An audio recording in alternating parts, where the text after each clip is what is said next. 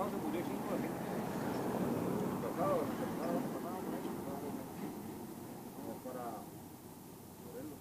Este año va a haber pirotecnia, va a ser un grito. Este año pasado estuvieron muy pendientes. Pero ahora sí de plan no va a haber nada. Ni una sola persona.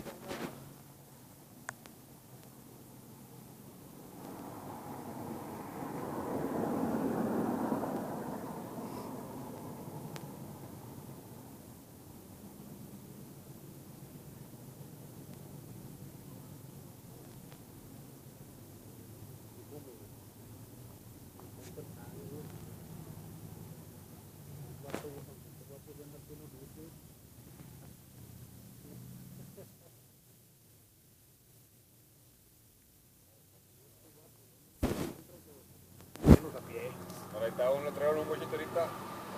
Vamos a sacar por aquí.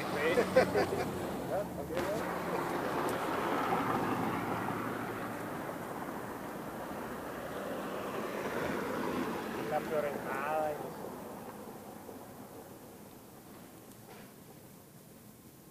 sí, toda la conquista y esta apenas ni media en carro, ¿no? Este güey que no va a sacar este güey.